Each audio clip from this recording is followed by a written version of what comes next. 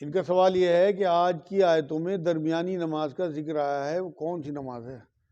اصل میں بھائی بہت سی علماء دین کا کہنا یہ ہے کہ یہ عصر کی نماز ہے، درمیانی نماز، مگر میں نے بہت غور و فکر کے بعد جب دیکھا تو مجھے یہ لگتا ہے کہ یہ فجر کی نماز ہے، کیونکہ اللہ رب العزت ہمارا خالق ہے اور اس نے ہمیں تخلیق کیا، اسے ہماری کمزوریوں کو پتہ ہے۔ جو آج فجر کی نماز کی حالت ہے کہ لوگ مسجدیں بھری رہتی ہیں عصر اور مغرب میں، اور فجر میں لوگ غائب ہوتے ہیں، اس لیے اس کی حفاظت کی اللہ رب العزت نے قرآن میں پیشین گوئی کر دی کہ تم اس کی پرواہ نہیں کرو گے، اس کی بہت اہمیت کے ساتھ اس کی پرواہ کرنا۔ مطلب میرے نزدیک فجر کی نماز ہے۔ اس کی ایک اور وجہ بھی حدیثوں سے میں آپ کو بتا دوں کہ اسلامی دین جو ہے وہ مغرب سے شروع ہوتا ہے نا، اور عصر تک پانچوں نمازیں پوری ہوتی ہیں، تو مغرب سے لے کے عصر تک بیچ یہ نماز فجر بیٹھتی ہے۔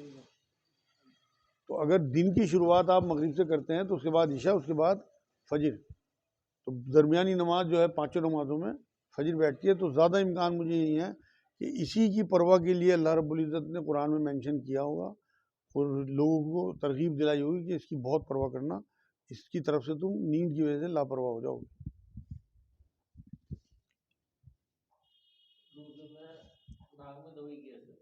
ان کا سوال یہ روزوں میں ناک میں دوائی گیر سکتے ہیں؟ نہیں گیر سکتے بھائی، کیونکہ ناک کا تعلق حلق سے ہے اور دوائی حلق میں چلی جائے گی اور اس کا ذائقہ آپ کے حلق میں جاتے ہی روزہ آپ کا ٹوٹ جائے گا۔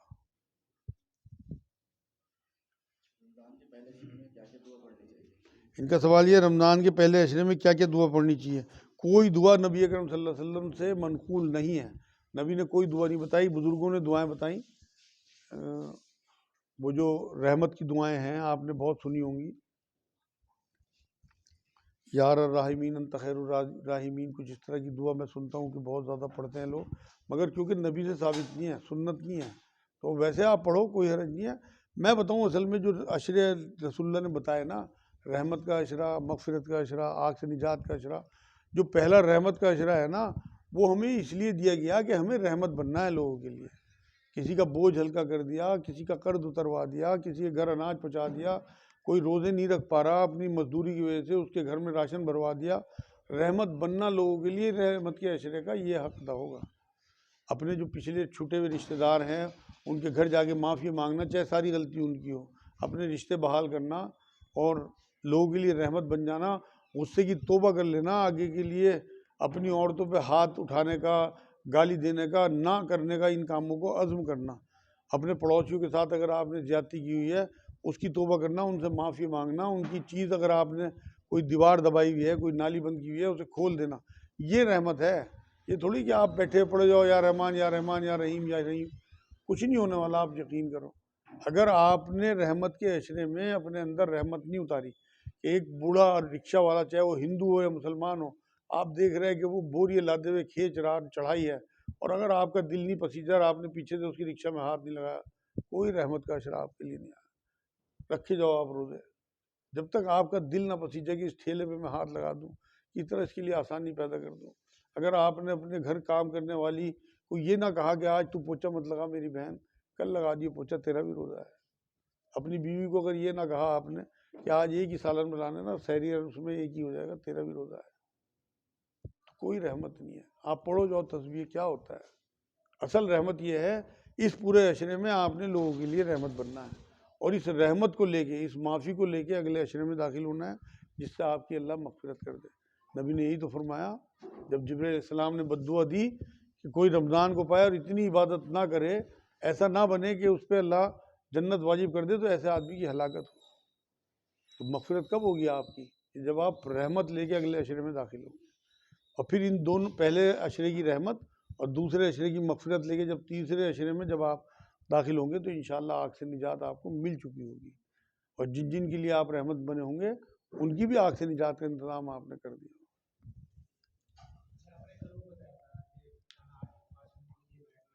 ہاں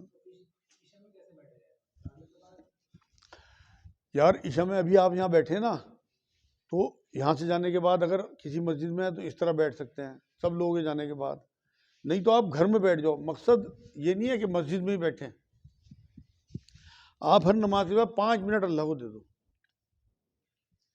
کوئی حرام کام آپ کا ہو اس کی توبہ کر لو، کوئی پریشانی ہو، کوئی کام اٹک رہا ہو، کوئی زمین اٹک رہی ہو، کسی نے پیسے مار لیے ہوں، آپ سارا معاملہ اللہ کے آگے رکھے تو دیکھو کتنا ہی بڑا الجھٹا ہو، اللہ تو یہ کہے میں سلجھانے والا ہوں. آپ کو میں نے ایک چانس دیا، کر کے دیکھ لو.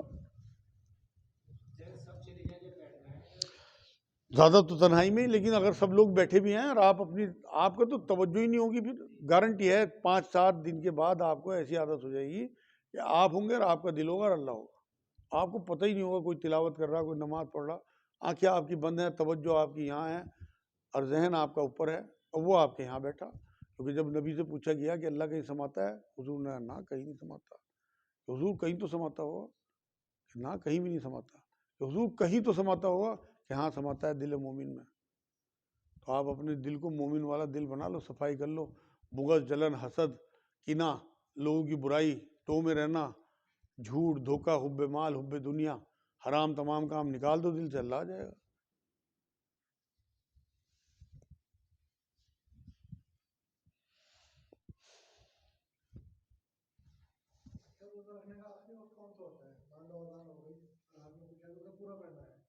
ان کا سوال یہ ہے روزہ رکھنے کا آخری وقت کون سا ہوتا ہے؟ اذان ہو گئی، ہاتھ میں کچھ ہے تو اسے پورا کرنا ہے؟ نہیں، بالکل نہیں پورا کرنا بھائی. وہ جو حدیث پاک ہے نا، بہت اچھا سوال ہے تمہارا، اور آج کے موضوع کے حساب سے ہونا بھی چاہیے تھا سوال، لوگوں تک یہ بات پہنچ جائے. اصل میں نبی اکرم صلی اللہ علیہ وسلم نے بلال رضی اللہ تعالیٰ عنہ جب اذان دیتے تھے تو وہ اذان ہوتی تھی جو ہمارے یہاں الارم بجتا ہے، یہ نہیں بجتا ہمارے یہاں سائرن، لوگوں کو کھانا چھڑانے کے لیے. تو نبی نے کہا کہ ہاتھ میں کچھ ہو تو پورا کر لو. لیکن جب مختوم اذان دے تو پھر کچھ نہ کھانا بالکل بھی. اس کے بعد مختوم اذان دیا کرتے جو نابینا صحابی تھے، وہ اذان ہوتی تھی جو ہمارے یہاں اذان ہوتی ہے. اس ٹائم تو سائرن نہیں بجتے تھے. تو بلال رضی اللہ تعالیٰ عنہ کی جو اذان ہوتی تھی وہ ایک الارم کی طرح کہ بھائی کھانا پینا چھوڑ دو، سحری کا وقت ختم ہونے والا ہے، جیسے آپ نے اعلان بھی سنا ہوگا. اس کے بعد مختوم رضی اللہ تعالیٰ عنہ کی جو اذان ہوتی تھی وہ یہ اذان ہوتی تھی جو اس میں حضور نے کہا چھونا بھی نہیں ہے کچھ. تو آپ کی جو اذان ہوتی ہے اس میں آپ کو حکم نہیں ہے کہ آپ ہاتھ کا پورا کرو، فوراً اسے بھائی پھر چھوڑ دو اور پھر کلی کرو روزہ. نیت تو آپ کو کرنے کی ضرورت نہیں، نیت تو آپ رات کو کر کے سوئے. نیت کہتے ہیں ارادہ کرنے کو. تو یہ تھوڑی ہے کہ آپ نیت پوری وہ دعا بھی پڑھ رہے ہیں. آپ کے یہاں ارادہ تھا، رات سو گئے آپ، اگر آپ کی آنکھ نہیں بھی کھلی، بہت مجبور ہو گیا، سحری کھائی نہیں، تب بھی آپ کا روزہ ہو گیا. نیت آپ نے کر رکھی تھی کہ میں سارے روزے رکھوں گا انشاءاللہ. رمضان سے پہلے آپ نے نیت کر لی، ایک بھی نیت کی ضرورت نہیں ہے. کہتے ہیں اختیار میں جلدی کریں تو کئی بار مسجدوں میں آگے پیچھے نماز ہو رہی ہے، اذان ہو گئی ہے، تو کیلنڈر کے حساب سے کریں جو جنتری میں ٹائم ہوتا ہے جیسے 34 پہ تاج. ان کا سوال یہ ہے کہ افطار میں جلدی کریں ہوتا ہے، یہ کہا گیا ہے آگے پیچھے اذان ہو رہی ہے. اصل میں اذان سے کوئی مطلب ہی نہیں ہے نمازوں اس کا. افطار کا مطلب ہے ٹائم سے. آپ کے پاس اگر جنتری ہے دیکھو تو آپ کو جنتری کے حساب سے روزہ کھول لینا چاہیے. آپ کو اذانوں کا انتظار نہیں کرنا. اگر آپ جنگل میں ہو پھر کیا کرو گے، وہاں تو اذان نہیں ہو رہی. تو جنتری کا آپ نے الارم لگا لو اپنے اس میں، اور جنتری کے حساب سے آپ کو روزہ کھولنا ہے. وہ ہے روزہ کھولنے میں جلدی. یہاں یہ آپ کو دیکھنا ہے کہ آپ اذان کی وجہ سے روزہ کھولنے میں دیر تو نہیں کر رہے. نبی کا حکم یہ ہے کہ ٹائم ہوتے روزہ کھولو، پھر اذان ہوتی رہے گی. یہ صحیح بات ہے کہ بہت سے امام حضرات دیر سے اذان دیتے ہیں، روزہ کھول کے اذان دیتے ہیں. اذان سے روزے کا کوئی مطلب نہیں ہے. روزے مطلب کوئی حرج نہیں ہے یار، سارا دن کا وہ بھی تو بھوکے ہوتے ہیں. ان کا سوال یہ ہے کہ افطار کرنے میں دیر کرتے ہیں اور نماز دیر سے پڑھاتے ہیں، کیا یہ ٹھیک ہے؟ بالکل کوئی حرج نہیں ہے اس میں. 5 منٹ سارا دن کے بھوکے امام صاحب ہیں. اور کیا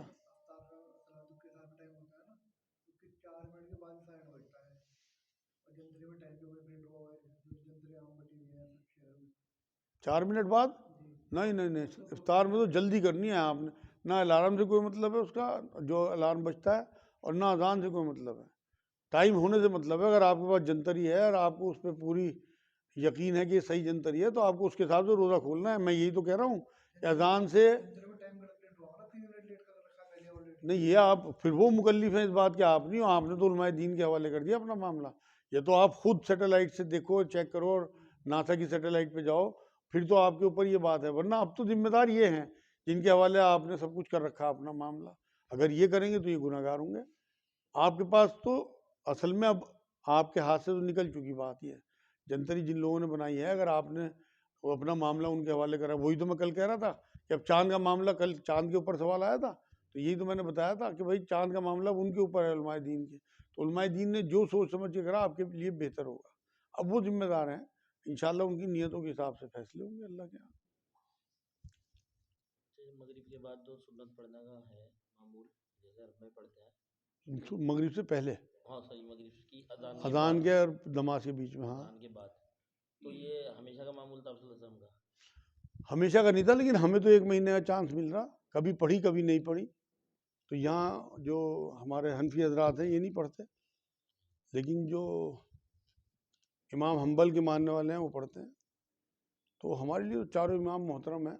جہاں سنت کی کوئی چیز آپ کو ملتی ہے، مان لو 11 مہینے آپ نہیں پڑھتے، ہمیں یہاں کے علماء دین کے حساب سے چلنا ہے، لیکن 1 مہینہ آپ کو چانس مل رہا، پڑھ دو. نفلی تو ہیں، سنت ہی تو ہیں. نفل پڑھو تو فرض کا ثواب ملے گا رمضان شریف. اور فرض و ثواب 1 کا 70، ایک 1 کا 70. ایک یہ تو بہت، یہ اس ٹائم سیزن چل رہا، بڑی سستی جنت ہے، ڈسکاؤنٹڈ، تو اس کا فائدہ اٹھاؤ. ہاں جیسے سیزن آتا ہے نا، تو اس ٹائم دنیاوی نعمتیں جو ہیں وہ تو مہنگی ہو جاتی ہیں، اور اخروی نعمتیں جو ہیں وہ بہت سستی ہو جاتی ہیں. جنت کے دروازے کھول دیے گئے، دوزخ کے دروازے بند کر دیے گئے، شیاطین جو ہیں وہ سرکش شیاطین وہ جکڑ دیے گئے.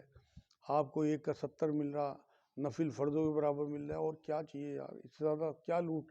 وہ جو لکھا نہیں ہوتا بہت سے مال کے باہر، لوٹ لو لوٹ لو، بس لوٹ لو. بہت آسان ہے، بہت آسان ہے. ان کا سوال یہ ہے تراویحوں کے بعد اگر وطر نہ پڑھو تو کب پڑھیں گا؟ حضور اکرم صلی اللہ علیہ وسلم کا 12 مہینے کا معمول یہ تھا کہ تہجد کے بعد وطر پڑھتے تھے. ہاں اس کے بعد وطر پڑھو. نبی نے فرمایا وطروں کو اپنی آخری نماز بناؤ. تو سب سے آخر میں آپ بالکل سحری کھانے سے پہلے وطر پڑھ لیا کرو. سحری میں ضرور تہجد پڑھو، چاہے 2 نفل ہی پڑھو. ایک تو پریکٹس ہو جائے گی، دوسرے بڑی قبولیت کا ٹائم ہے. وہ خود اللہ منادی کرتے ہیں کہ ہے کوئی مانگنے والا جسے دوں. تو اس لیے ضرور روٹین باندھ لو، اور اپنی عورتوں کو بھی تھوڑا پہلے اٹھا دو کہ بھائی 2 نفل پڑھ لو سب. پھر دیکھو انشاءاللہ سحری کی برکات، روزے کی برکت، رمضان کی برکات آپ کو اندازہ بھی نہیں ہو سکتا. کیونکہ تہجد جو ہے نا وہ اللہ کی ایسی لاڈلی نماز ہے جو اپنی بات منوا ہی لیتی ہے اللہ سے. فرض نمازوں کے بعد سب سے بہتر نماز ہے؟ ہاں فرض نمازوں کے بعد بہتر جو نمازیں بتائیں نبی نے وہ 2-3 نمازیں ہیں. ایک تو وطر، ایک فجر کی سنت ہے، اور ایک تہجد کی نماز. تہجد کی نماز نبی پہ تو فرض تھی، تو اس لیے اگر ہم اپنے اوپر فرض کر لیں اسے تو زیادہ بہتر ہے کہ چھٹے ہی نا. کیونکہ حضور اکرم صلی اللہ علیہ وسلم تو تہجد کی نماز کی قضا بھی کیا کرتے تھے کہ اگر کسی دن نکل گئی تو دن میں اس کی قضا پڑی. چلو جی ٹھیک ہے، وما علینا الا البلاغ انشاءاللہ.